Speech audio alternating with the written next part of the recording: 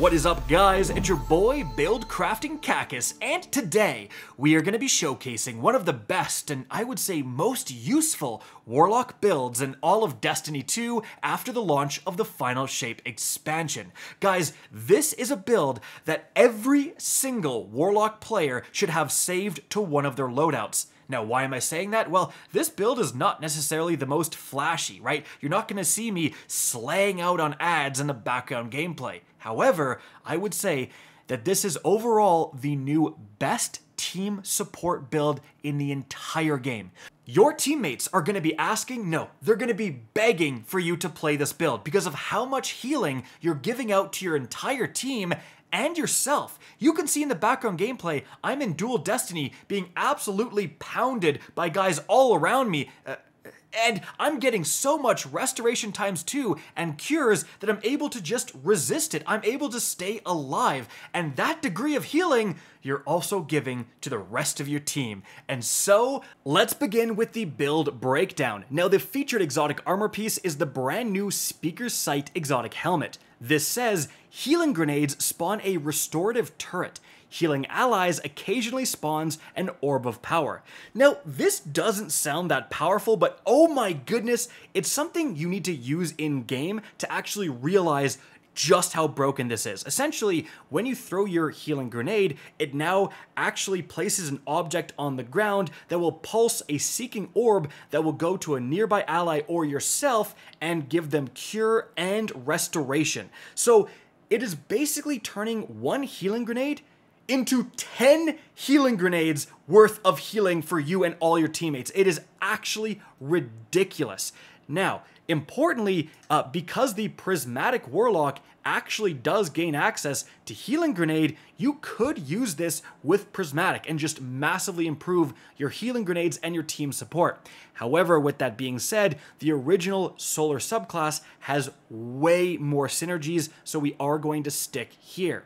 Now, in terms of that subclass layout, let's look at what we're using. Now, for our super, we are using Well of Radiance. However, it's actually perfectly fine to also use the new Song of Flame. Either one would be good.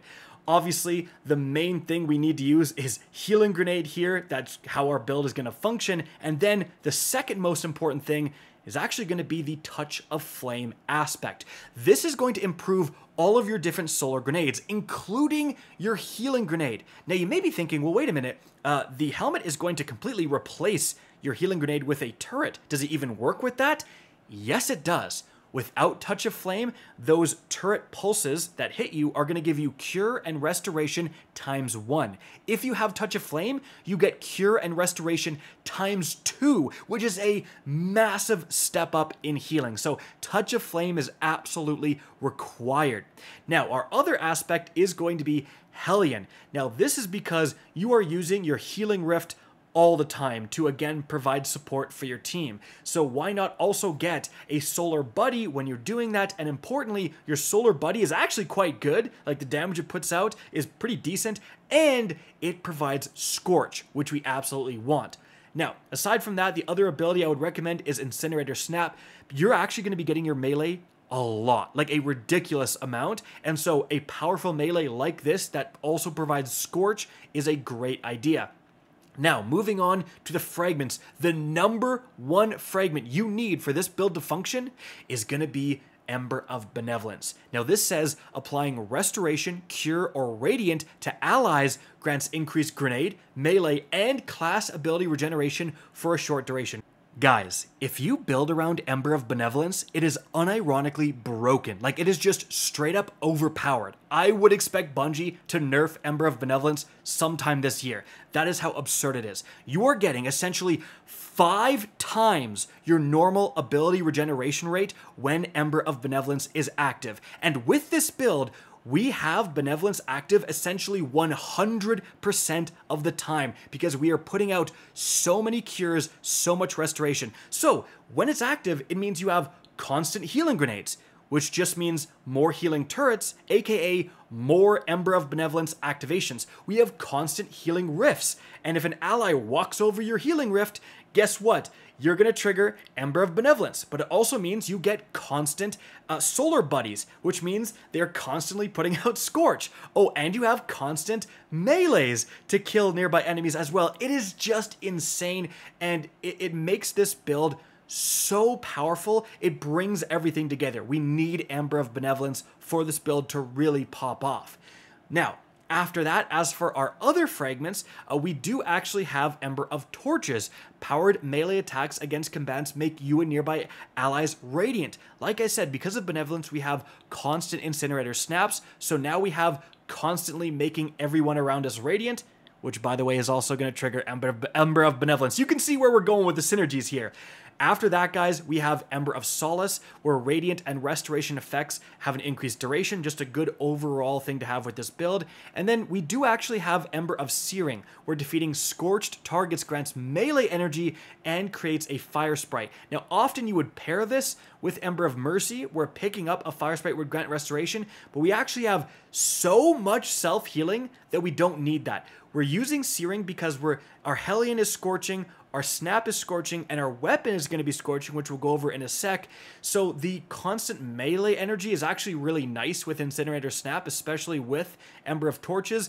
And also, fire sprites by themselves are going to improve your grenade energy, so it just means more often we're going to have our healing grenade. So tons of synergies already there. And then the next most important thing you need, what's really going to bring this build together, is a weapon that can also heal your allies. So a good example is actually the Red Death. This says reloading after a final blow cures nearby allies. So that will also trigger Ember of Benevolence, right? So that's going to get all your synergies going. Another great example here, guys, is a weapon like the Summoner here with Heal Clip. Reloading shortly after dealing a final blow grants cure to you and nearby allies.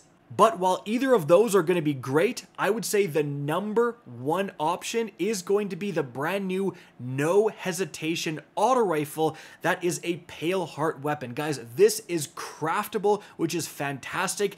And honestly, this weapon could deserve its own video. This is a god tier weapon. The things this auto rifle can do is actually absurd. So this is the brand new support frame auto rifle. Now what that means is that first of all, you're actually going to have tracking bullets similar to the Osteostriga, and shooting enemies will build up a bar, and then when you actually shoot your allies, it will heal them.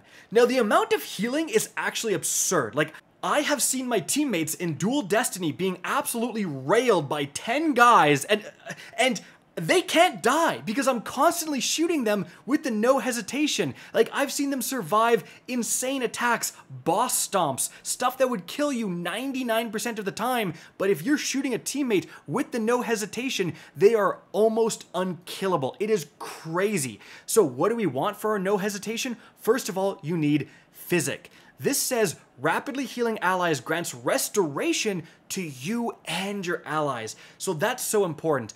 You're not just shooting allies and saving them, you're saving yourself. Often when I'm weak, I'll just shoot my ally. Even if my ally is at full health, it will trigger Physic and save my life. So it's just incredible how you're extending that team support to also be saving yourself. Very, very useful. And then the fact that we can get Physic in the left is crazy because we can combine that with Incandescent. We're defeating a target spread Scorch to nearby enemies. This is going to trigger those fire sprites to spawn and provide melee energy like I talked about earlier with our fragments. So this is just like the perfect weapon for this build. You are constantly triggering Ember of Benevolence by shooting your allies, you're healing yourself, you're scorching, and it's everything you want in a weapon. A truly phenomenal weapon in this build.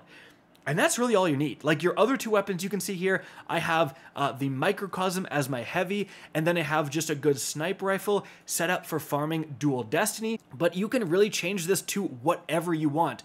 Do you want to run a grenade launcher? Do you want to run a rocket launcher? Hey, something like the Dragon's Breath is going to provide a ton of Scorch, which is going to synergize with your build as well. Guys, really, it's just having that primary weapon that can provide that healing so you can trigger Ember of Benevolence, and your other weapons are up to you. You can change them to whatever you want depending on what activity you're doing. And that degree of flexibility also makes this build ridiculous. Whether you're in the raid, you're killing the witness, or you're in Dual Destiny, or you're just doing seasonal activities, you can really change around the weaponry and accomplish what you want to accomplish without sacrificing the power of this build.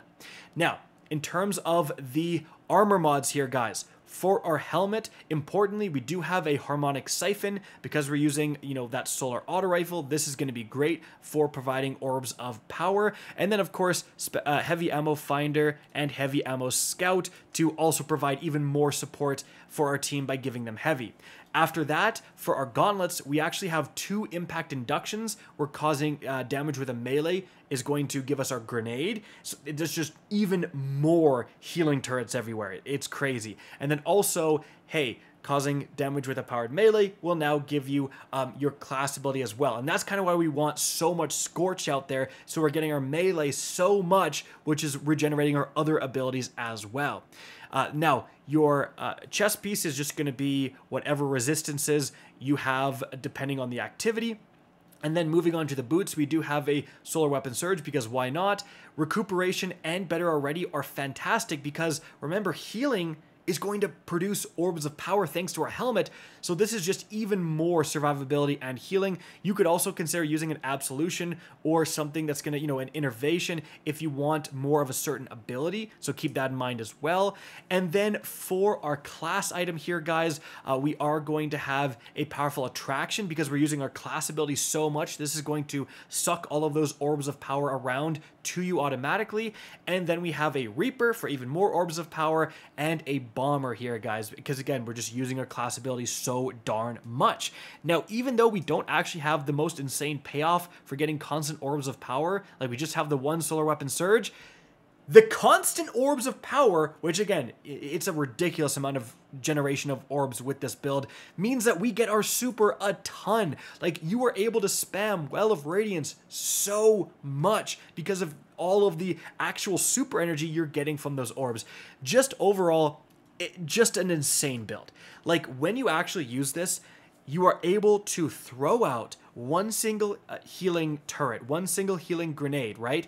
And that's going to heal so many of your allies. It's going to keep them alive. It's going to trigger all your abilities to regen. Then you're throwing more healing grenades. You're healing more allies. You're then using your Rift. You're causing Scorch with your Hellion. It just builds upon itself, and all the synergies work together to just make you have constant ability regeneration, which provides constant healing, which provides more ability. You see where I'm going with this.